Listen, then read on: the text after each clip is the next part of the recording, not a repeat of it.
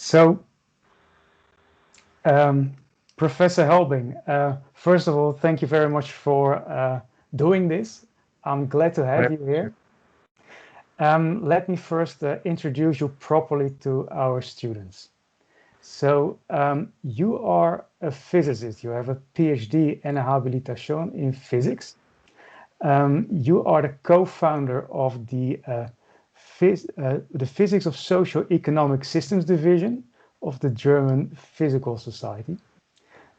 You have been visiting scientists in very interesting places such as Tel Aviv, Palo Alto Research Center, and you received an honorary PhD at our university, Delft. You were active there as a engineering social technologies for a responsible digital future chair. And right now we're talking program. Yeah. And right now we are talking to you at ETH Zurich, where you host the chair of computational social science. So that's so much and is very impressive. Let me ask you as a first question, what is computational social science? This is a new interdisciplinary and maybe cross and transdisciplinary field of research that brings together different fields. And there's some sociophysics in it, there's some complexity science in it, and network science. There's data science in it, social science, computer science. So basically brings together the natural, social, and engineering sciences. And of course, it has to do with data and computer simulation and machine learning. So we're using all these methods, including mathematical modeling and experiments in the lab and so on. So it's highly interdisciplinary, as I said. And of course, it aims to gain insights into society, how it works, how we can solve problems. And it's a quickly developing field. I mean, there are many openings actually of professorships now, and people come from those different disciplines. I mean, they're not all physicists, they're not all sociologists, but it's actually so much fun to work in this field because you're going to interact with all those different people and disciplines. It's fascinating. It's fascinating. So when we first met, you were working at Delft on Nervousnet. And I was wondering, what is the connection between Nervousnet and what you're currently doing at Zurich? When I started as a professor at ETH Zurich, I wanted basically to transfer the methodology that I'd successfully used before in traffic modeling, modeling of crowds, and so on, to social systems. And I thought eventually we would understand phenomena such as coordination or cooperation, or their failure also, crime, corruption, revolutions, wars, conflict, So we would eventually understand all this through mathematics and computer simulations, mainly agent-based computer simulations, and it would allow us to overcome many of the problems that we have today, which are often problems of instabilities and cascading effects of complex systems. And so by the end of my time as a professor, I saw we would have a good picture of how the world is working. And then I realized that, in fact, we had the digital revolution just in front of our doorstep. And that would basically change the world entirely. So basically, I realized that we would have a model of a world that wouldn't anymore exist for a long time. And then we would be living in an entirely new world shortly. So the question came up how to design this world, or co-create this world. How should it look like if we had this opportunity to reinvent society and the world in a sense, how would you want it to work? And so basically my attention shifted towards a more engineering-oriented perspective, and that's also why this PhD program at TU Delft came up. We developed concepts that were participatory in nature, such as city Olympics on the one hand, and kind of hackathons and making were also methods that we were using. And that kind of methodology and thinking was also transferred to the Internet of Things. So we wanted to operate the public Internet of Things for the people, by the people, in a very participatory way. And this is what Nervousnet was about. And is there a key insight from those years of doing research on Nervousnet that you find particularly interesting and are currently developing further? If there are powerful players who don't want it to happen, I will get into a lot of trouble. And this is how much I can say. We've seen a world in trouble, a world that had difficulties to find its way into the future. And I think we'll talk about this in more detail later on. Yeah. I think we will definitely touch upon those things because, so for the students that are listening to this, you always provided a live guest lecture in the high-tech marketing course. And this year, that's not possible, among others, because we have a pandemic going on. So to embrace that topic, so when I look at your homepage and the page of your research group, I find that among others, you're investigating systemic risk, possible measures of risk reduction and disaster response. And these are topics that also always featured prominently in the guest lectures you offered in the course. And one of the key concepts there is this notion of epidemic spreading. How would you describe this? Yeah, I got interested in this field because of September 11 on the one hand, and also there were floodings in Dresden where I worked for many years at the Oh yeah, of course. And it was kind of shocking how much that disrupted public life. And I wanted to understand that. And so I started investigating disasters. And a lot of disasters are characterized by a loss of control that is a consequence of cascading effects. That means something goes wrong and damages other parts of the system. And in this way, the problem propagates and gets bigger and bigger and bigger, you know? And the same kind of dynamics is also found when it comes to epidemics or pandemics. Pandemics means it's a global phenomenon. Yeah. And we're seeing it right now. And in fact, during my career, I have been in touch with modeling pandemics several times. So there's a science paper with Dirk where we are trying to understand the spread of pandemics in times with a lot of air traffic. But also before in Dresden, I wanted to work on this subject. I remember I was sending a letter to the Ministry of Interior suggesting a project that would basically calibrate or self-calibrate the model as more and more data were coming in. And at that time, they said, no, this is not feasible. And they were basically sending me elsewhere, and I thought, okay, if you're not interested, I'm not going to do that. You know, so they were not spending money on this at that time.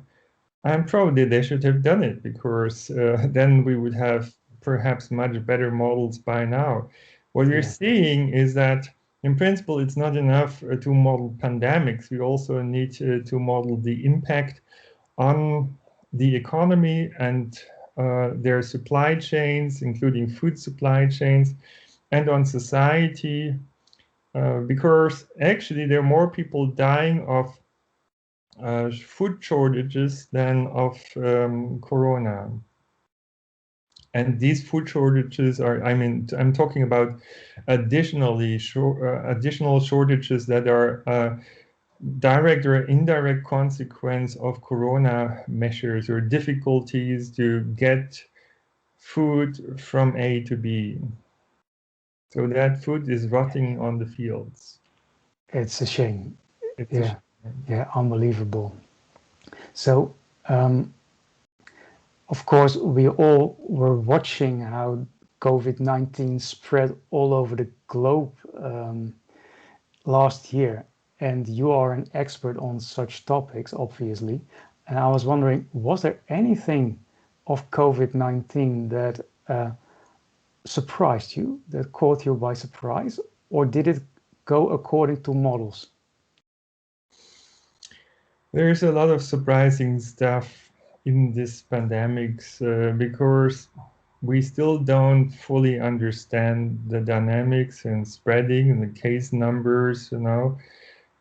It's partly a problem of measurements, of the problem of false positives, of difficulties to reconstruct the model and spreading dynamics and to anticipate or forecast the future developments, responses to this that change the dynamics in good or bad ways. And then apparently you can spread it even though you don't have symptoms, which also makes basically schools places where a lot of spreading probably happens, and it's maybe one of the main reasons for the second wave. That's my impression. And also, I don't understand the number of deaths. I mean, basically, in summer, even though we had quite a number of infections, there were almost no deaths in Germany and Switzerland, for example, and that changed. So the proportion of infected people who would die changed over time, which, you know, doesn't seem to be logical to some extent. And so there are a lot of strange things going on. The other thing is, of course, that societies were surprisingly unprepared. Of course, pandemics happen every so and then. It was not a surprise that the pandemics would happen one day, but we were not prepared for this. You know, we didn't have enough disinfectants ready. We didn't have masks to buy. Incubators were basically short. And so that unnecessarily amplified the spread, as did the delay of the Chinese government reporting to the World Health Organization. And so things got worse than they should have been. And I wonder, you know, why have we been so unprepared? It shouldn't be the case. Now that is very mysterious. And then also, if I look back into the past years when I came across that subject of epidemic spreading, immunization, triage, and so on, there have been discussion about these things already years before. And it makes me feel very uncomfortable to think, you know, was that actually anticipated, and still there haven't been proper preparations, you know. Yeah. It reminds me of one of so we have virologists in the Netherlands that investigate these things and have been for decades, and they were also particularly disappointed with the lack of funding they received on grant applications, because COVID-19 is of course related to a virus that was active in the early 2000s. And there were plans then to actually take Basically, yeah, it's a big data mixed discipline approach to measure the occurrence of new viruses, for instance, from the bird movements and bird pool analysis, for instance, because you can predict quite a lot of new virus developments from those travel and those that kind of data. And Mm. it was back then not allowed. Yeah, there were a lot of strange things, but I think we also need to basically see the pandemic in a more global context of a global system that is at the kind of at the tipping point, at in the process of failing in a sense. And this concerns, on the one hand, the ecosystems and climate, and this entire area of sustainability, which is actually about the life and death of many people. If we are not living in a sustainable way, it won't work out for millions of people in the future. So Yeah, this is a life and death question on the one hand. It's largely unsolved. And the other thing is that we've been living in a kind of financial crisis for many years, and that financial system is not sustainable as well. So that's about to collapse at some point in time. It doesn't have a long future. yeah, So basically, for those reasons, we know we need to build a new system, a new societal and economic framework. And this doesn't seem to be there yet. And apparently, there are different kinds of proposals, like the social credit score in China, largely surveillance-based, pretty totalitarian system enabled through big data and artificial intelligence. And there are, in a sense, similar forms in the West called surveillance capitalism. There have been discussions of data-driven societies under labels such as smart cities and smart nations, and there have been other approaches that were kind of related to security, cybersecurity in particular, the security state, war on terror, and all the predictive policing. That's another class of approaches. And then there is this model of cashless society. And finally, there also seems to be a model that is centered around health, a health-centered society. And, we are basically seeing many of these models fail one after another. And I think we'll only be free at that point of time when all those surveillance-based models of future world society have failed. And, while we're all looking at this pandemic like 24/7, there's almost no other stuff reported anymore. true. Well, there are a lot of experiments going on throughout the world. Different countries are trying different measures, and we are being experimented with and trying out this and that and that, and in the end, they will probably come to an agreement how we would live in the future. But True. all of these Yeah. discussions are kind of happening very transparently behind our back. And at one day, we'll wake up from this pandemic uh, problem and we'll live in a new world. That's what I kind of expect. Yeah, there is some obvious things that are currently that are in the news where people say, okay, probably after the pandemic, this kind of stuff will have changed. For instance, one of the uh, economic things in the Netherlands, and probably also in Switzerland, is that many of these facility managers, they think, if people are managing working from home, we no longer need office buildings. That's cheaper. But there's of course also bigger things going on, and it's it's the challenges of a digital society.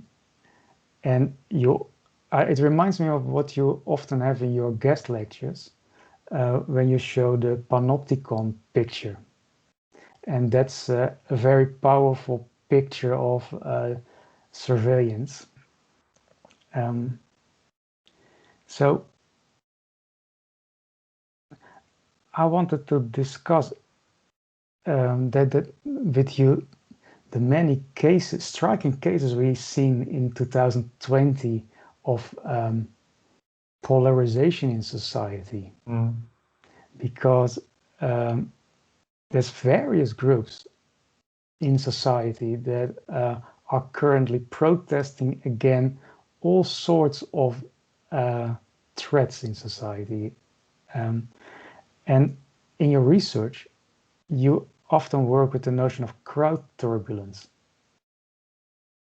Yeah, that has a very specific meaning. Crowd turbulence is when real people are together in crowds at such high densities that basically bodies are touching each other unintentionally and forces are transmitted from one body to the next as those bodies are moving. And those forces can add up and push people around in a very violent way, unintentionally so, as I said before. And that phenomenon is like turbulences being measured. I mean, it's occurring when the density times the variance of speeds is actually exceeding a certain threshold. So then things get really dangerous and people may be pushed to the ground and other people may fall on top of them. So that's the dynamics that causes many crowd disasters, actually.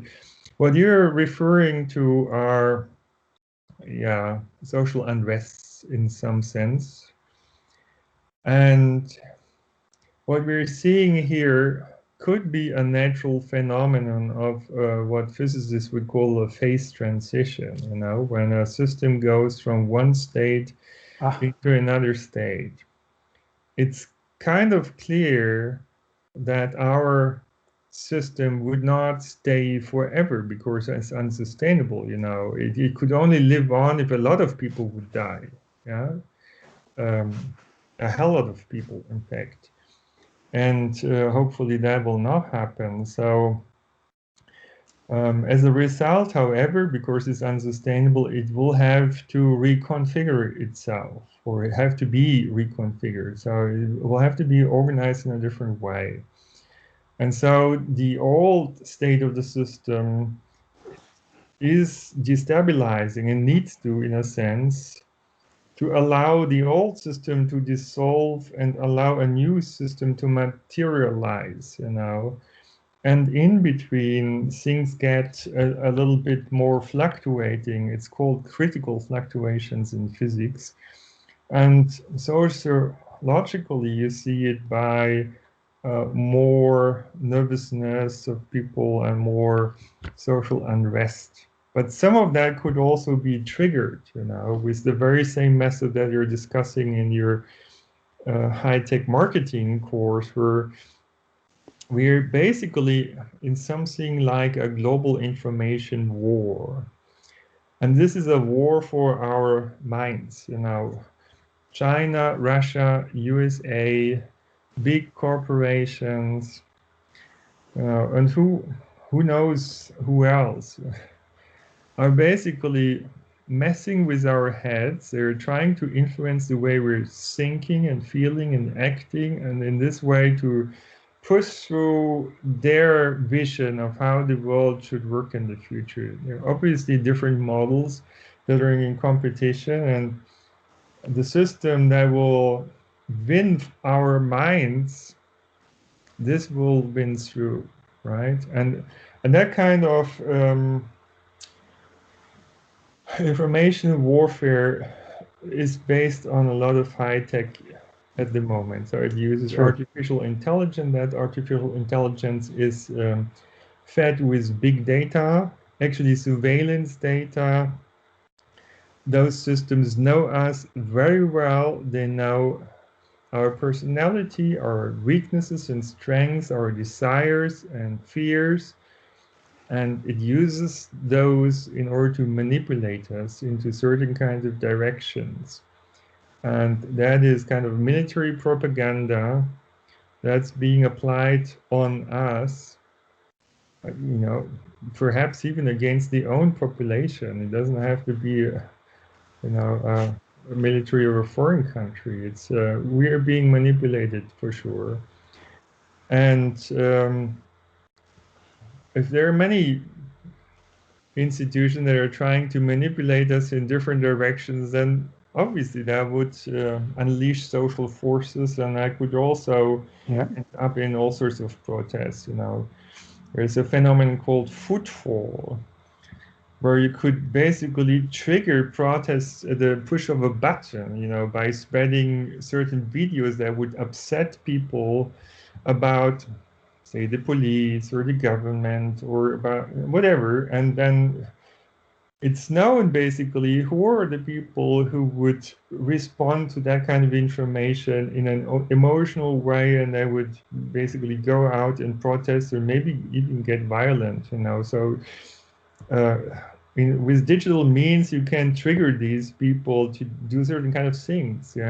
I mean, like the military knows how to remotely control us. I mean, it's not a perfect system, not a perfect control, but some people are very easy to control and manipulate, and others not, and they know who are the ones that they can instrumentalize for their purposes. That's scary stuff. But what is the name? Yes. What is the name of the principle again? Food. Footfall. It's called footfall. I never. Wow. Wow. So, I guess there's also still quite a lot of people protesting in the streets. You would not have expected to protest.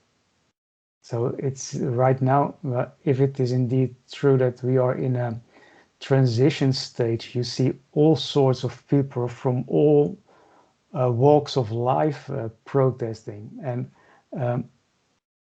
for instance, one of the things earlier on in 2020 that struck me was what happened in the streets of Germany. And there you had this very weird coalition of protesters that were intellectuals, poets on the one hand side, left-wing voters, right-wing voters, and then you had these real polarized militant groups that were all joining together to protest against various forms of suppression. Is that something that fits the theory on how crowds behave under such conditions? Well, what I should say, there are always new forms of protest because governments learn how to deal with the kinds of challenges and instabilities that have been seen before, right? So when, for example, the so-called Twitter revolution happened during the Arab Spring, governments got quite worried about the possibility that such a Twitter revolution could also happen in, say, Western democracies. And they started to invest into mass surveillance and control of the internet and the social media. Upload filters is one of the keywords that's being discussed, And we do have censorship in the meantime in Western democracies. Pretty shocking, It's something that hits also scientists, It's not that we would have free speech. It's very concerning. And so basically government has learned to get control of those systems, and if you think that you're in control when you tweet and follow other people and so on, I think it's an error to think that. It's the algorithm that is controlled. How many people are going to see your tweets? If those people will be interested in that tweet or not, how many times it will be retweeted, all of that can be determined to a large extent by those algorithms. So if they want your idea to spread, they can make it happen. If they don't want your idea to spread, they can suppress it even without taking it out from the internet. It will just not spread. Yeah.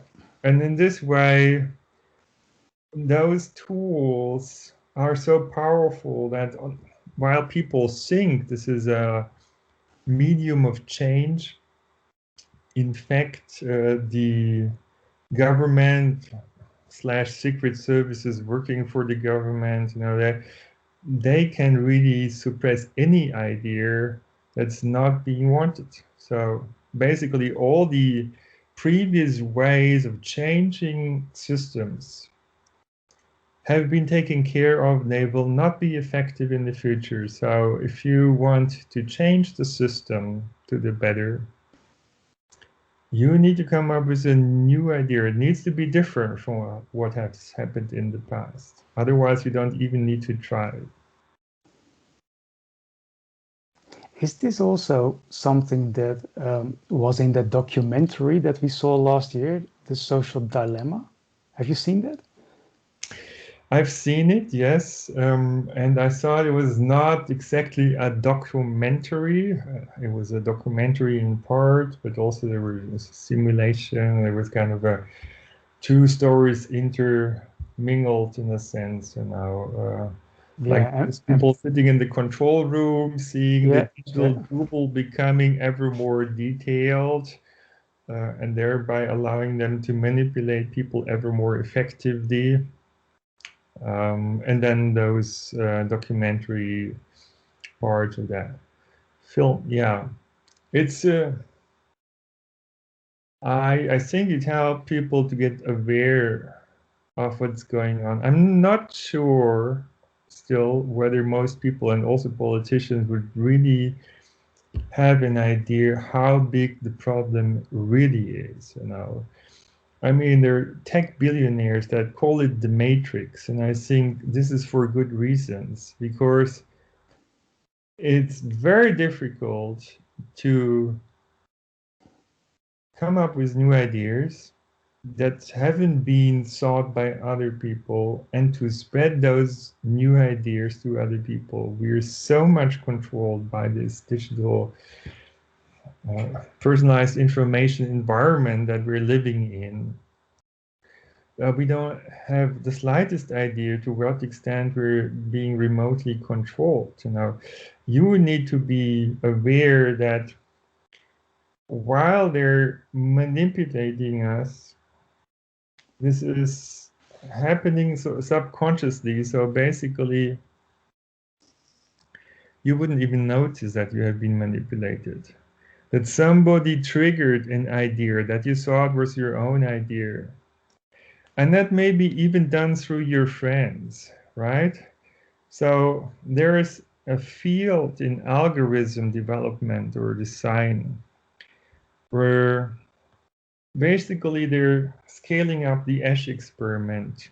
You know what the Ash experiment is? Yes, with the lines. It's a very old experiment, So if a lot of people say something, you would also be inclined to say the same thing even if you don't agree with this. And so this basically says if you want to manipulate somebody to think something and do something, that person would need to hear that story from sufficiently many different sources. And you would think, okay, this is an established fact because I have heard it now 5 times or 10 times from different people. But if I had the tools that the military has, I could basically trigger 10 of your friends to talk to you about this. And it would not be an independent thing, but I would make you change your mind. I would instrumentalize your friends in order to change your mind and your behavior. And I would do it through digital means. So, I mean, I would sit at the table, would have my supercomputer, actually an AI system, and I would do this social engineering. And I could do that for millions of people at the same time. This is what is happening. So, in a sense, we cannot trust our own friends. They may be instrumentalized to manipulate us. It's that far, unfortunately. So in that documentary, The Social Dilemma, they try to go for a more optimistic alternative to this, and the designers that built this system that is obviously capable of doing this, they are thinking that about how it could be changed. And when I'm listening to you, the question that pops to mind is, can it be changed at all? Well, I do think we should really be in control of our personal data. So we should have a platform for informational self-determination. And whoever collects data about us or makes analysis and that data can be linked to us, this data would have to go into a personal data mailbox, basically.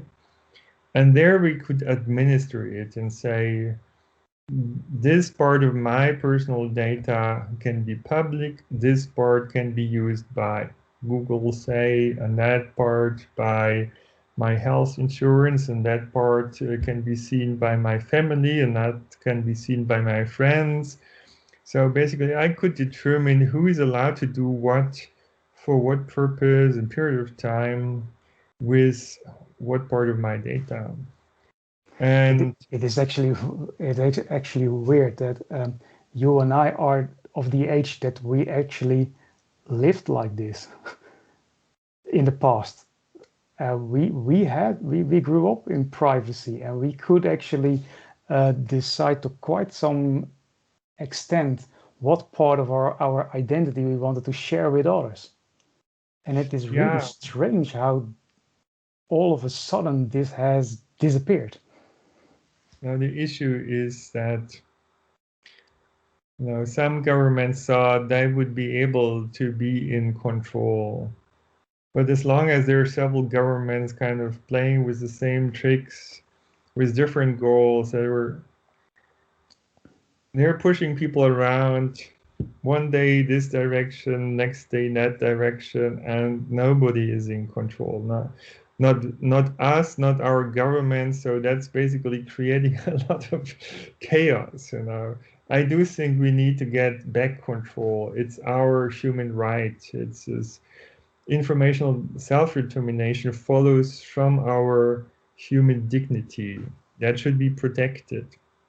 And of course, it's so much data we would have to administer that you cannot do that without support. You would be surprised how much data is being collected about you every day. Yeah. Assume that every word you say in the neighborhood of any microphone, be it your phone, somebody else's phone, a computer, whatever, all of this will be recorded, will be analyzed, maybe translated into other languages, and so on. And then there's visual material being analyzed. It's just an incredible amount of data, including health data, I'm sure. Yeah. So assume you. Yeah, it is what there is some force that already knows more or less everything about you, maybe more than you know about yourself.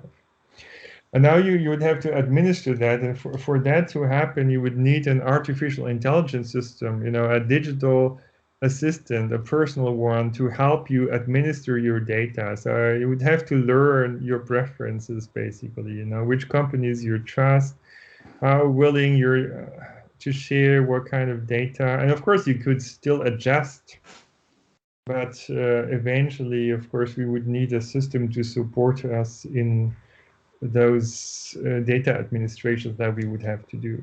Yeah, we would have to begin with probably a responsible Siri and other things like that.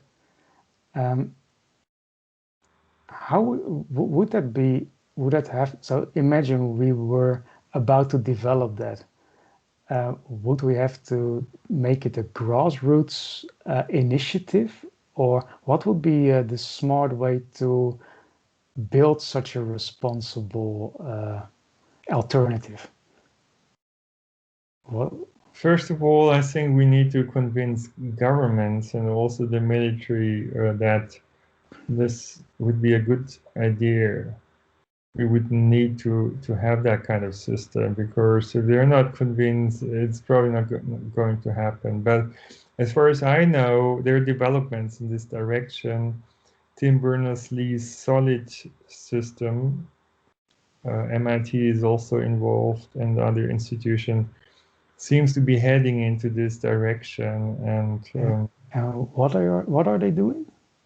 this is in fact about a decentralized system that would allow for personal data management. Ah, and what is the name of that? Solid, if I remember it well. Ah, oh, that's something to check out for me and for the students, of course. Yeah. So it brings to mind. So when we earlier on discussed the pandemic and what went on, I was actually contemplating asking you the following question. So when I read the news on how, so every country responds differently to the pandemic, and it has in a way been a fascinating experience to check out all the countries and how they responded. And I found it striking how different Germany responded, for instance. And one of those things had to do with the involvement of technology. So, well, we in the Netherlands, we wanted to launch a Corona app, as it was called, and it was prevented because of security issues. And then obviously Germany was very strongly opposed to such a thing. But recently I read a complaint actually by the head virologist of Germany, who said that it would have been much safer for the German inhabitants had this Corona app been installed. So there Well, is this I tension. have a little bit of a different view on this. So first of all, I'm pretty sure that we have been tracked for many years by big tech and by secret services, at least GPS traces. I mean, for the infection tracing, you need to have a better resolution, you need to have a different measurement procedures. But anyway, we have been tracked, and part of this debate was about kind of legalizing something which has been secretly going on in the background for a long time, and they just wanted to use the fear of people to restrict data protection and allow for these things to officially happen. That's my impression. Then some countries have been going for mass surveillance-based approaches, like Israel. They basically used a secret service tool developed to hunt down terrorists in order to identify infected people. So in a sense, infected people were treated almost like terrorists, at least technologically speaking. Of course, that had also the consequence of a legal battle later on in Israel. But it turns out that even though they had this strict surveillance approach, they couldn't prevent the second wave. And so basically it didn't work very well. So saying if we just had this centralized surveillance and no data protection is just this would have solved the problem and we wouldn't have seen a second wave. That's just not true. There are counterexamples for this. Many people have no clue how restricted actually the possibility is to forecast the development of the epidemics based on the data that we have. Because there's a combination of a complex system that's highly dynamic, and there are network effects that make things more complicated, and there are probabilistic effects, So suppose you were infected and we were talking with each other in a room for some time. There's only a probability that I would catch the virus from you, maybe 20%, I don't know. And that basically means even if they knew we have been in the same room for some time, they don't know, did I catch it or didn't I catch it? They would just put me to quarantine. They would do that with tens of thousands of people who are actually healthy, right? So this issue that we have uncertainty in these kind of systems very much restricts the possibility to predict things and control things. And also problems with false positives. I mean, not every measurement that you do with a COVID test is true. Sometimes people are healthy, but it still says that person would have been infected. Yep. Yeah. And even if that's only happening in 1% of measurement cases, if you measure many thousand times a day, it means there are significant numbers of false positives. And so there are really difficult challenges out there for principal reasons. And even if we had, say, perfect mass surveillance, I don't think that would necessarily mean a total control. Then there are some countries with very small case numbers, like Taiwan. They basically focus on entry of the country. So, if you come to the country, then everyone basically has to undergo quarantine for some time. And once you have that behind you, you're basically free. And yeah. Would that be a principle that could be used to build, for instance, more social systems or more responsible systems that are different than the networked stuff that you discussed, that you presented earlier on, with the stuff where you have friends and friends of friends that give you particular information that may or may not be biased in a certain direction. I'm still puzzling with how we can come up with a less networked, artificial intelligence controlled system. Would that entry? Yeah, I mean, would that be? altogether, the issue is this more and more networked global world that we've built has increased also systemic risks, and pandemics are just one of those cases that are showing us that, well, actually it's not so smart to be overly connected. Now, as a consequence, people say we need to build the world in a more resilient way. And that means also to be able to decouple parts from each other. So you would have to be able to run certain parts of the world separately from the other parts, largely separately, so they would have to be self-sustained, sovereign in a sense, or autonomous. And we are not yet there, but it's probably a necessity that we learn how to do that. I mean, as we talk, actually, and also something else is coming to my mind. So, of course, one of the crucial quantities determining the dynamics of a pandemic is how many persons does one infected person infect on average. And so in order to have the pandemic die out, we have to push that below 1. Yep. And so from there, it follows that everyone needs to have less contact. So the contact rate is reduced so much that we can jointly push that factor below 1, you know. So if our smartphone would tell us, you know, okay, you've already met 2 persons today, and you know, if we cannot afford to meet more people, and it could tell us basically that, you know, it's enough for today, maybe tomorrow or maybe next week, you know.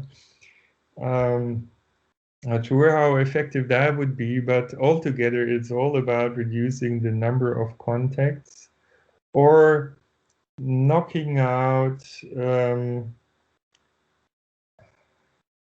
the transmission possibility, and that's of course about a vaccination.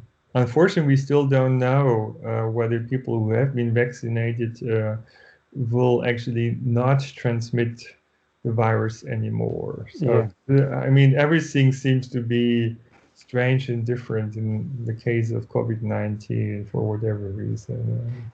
Yeah, it's something that is definitely giving us plenty of food for thought.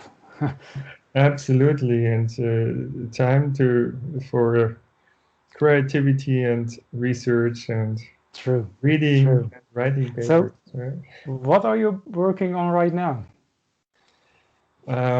Correcting my book called Next Civilization.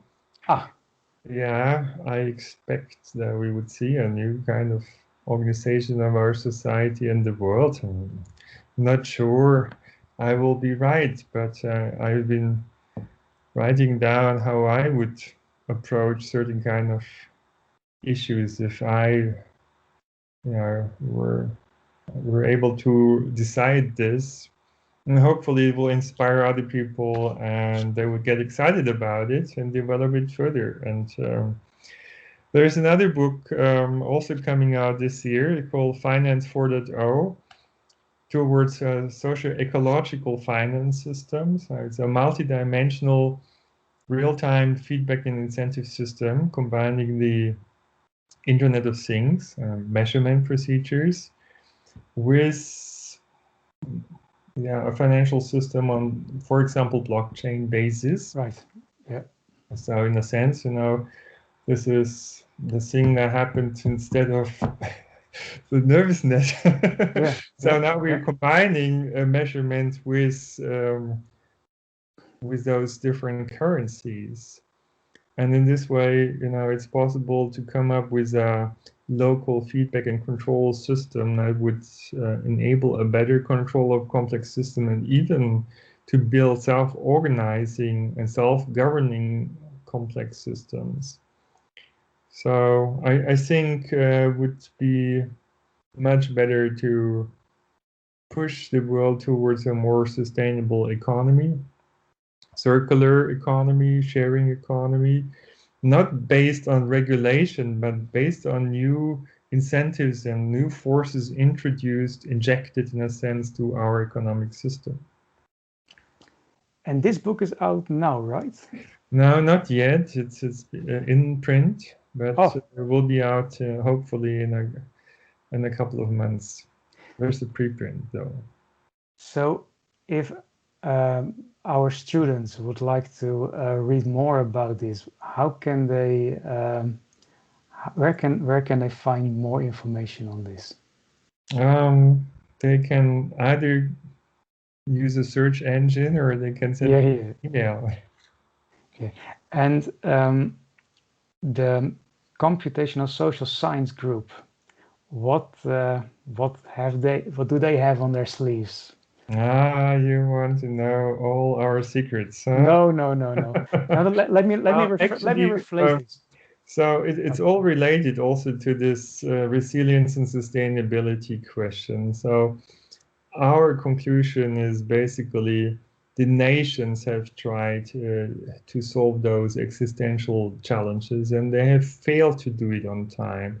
global corporations tried to do it, and they have failed to come up with solutions on time. So we need supplementary, a third pillar of change, and that would be cities and regions. And those are also the entities that would allow for a decentralized organization, but a larger bottom-up involvement of citizens and civil society. And we would use city Olympics, for example, in order to push forward progress in the area of sustainability, resilience, energy saving, improving the climate situation, and so on. This is solidarity, peace. It could all be different disciplines of those Olympics. And it's not just about competition, it's also about coming up with a best of list of solutions that would be all open source and Creative Commons.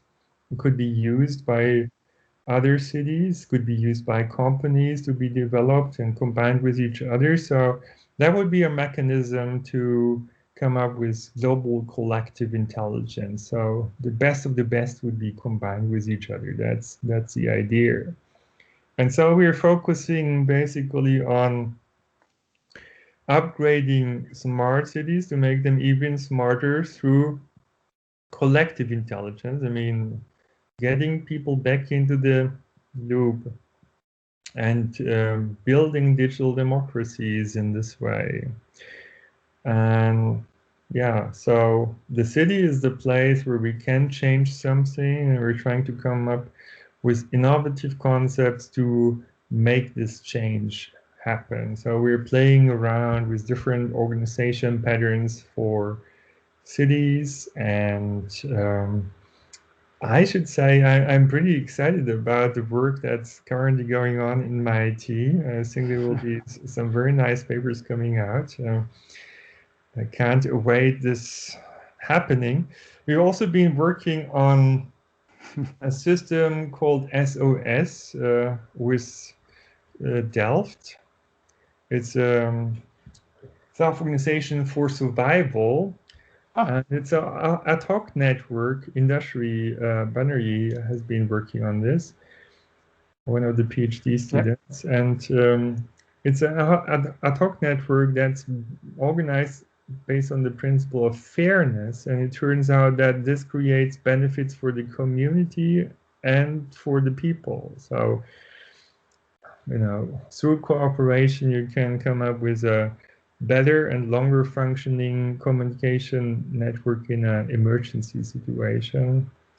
And we have been also working on a shopping assistant. That's an app basically for your smartphone that would help you to consume in a more sustainable way. And not only this, so you would be in control. You would tell your smartphone how important is the price for your shopping, how important is health, how important is sustainability. And then the smartphone is scanning the products that you can buy. It's going into databases, different databases, combining the data, is trying to figure out what are the products that are matching your preferences best, comes up with a prioritized list and makes recommendations according to what you want and not what the company wants. That actually turns out to make people change their shopping behavior, to try out new products, to invest a little bit more into better quality products and more sustainable and healthier products. And this is something that's going to help the environment and you, and actually the producers as well. We're not going to give your shopping data to the producer, but the aggregate data, average data, that can be shared with producers because it's not going to reveal anything about you. And so producers will learn what are the products and services that you favor, and they will be able to adjust to what you really want to buy. So I think that's a fascinating one. Yeah, in my line of work, that's on recommender systems. they always try to deal with a problem they created themselves, which is the filter bubble. And this one, I really believe is one of the answers to that. Is there? So it's called How Value-Sensitive Design Can Empower Sustainable Consumption. You can clearly see that this has been inspired by Theo Delft's thinking and some of the professors over there. And it has appeared in Royal Society Open Science recently.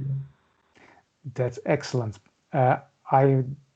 I guess you will not object to me posting a link to that paper on Brightspace to our students. I think do anything to prevent that. I think this is stuff they should read. So, yeah, I guess we covered a lot of ground in an hour.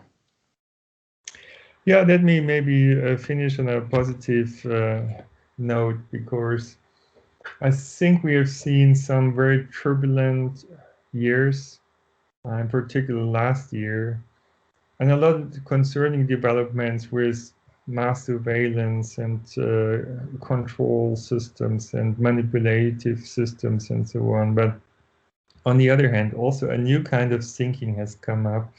People are talking a lot about digital democracy now, about collective intelligence, about open data, open innovation, and citizen science and all this, and about collaborative formats and new ways of doing things, where not everyone would compete against everyone in the world, you know, USA against China, and people of different cultures and religions against each other, and men against women the other way around, and men against men, and all that. Everyone against everyone. That's kind of the philosophy of individualism in a sense. You know, I think this is going to be replaced by a new model of society, which is based more on empathy and collaboration. And actually, the internet and social networks have brought us closer together. And I think we want to live peacefully together. We want to help each other. And we're learning that also during these times of pandemics. I think on that positive note, I'd like to thank you for doing this, and all the best with your great work. Thank you. Bye-bye then.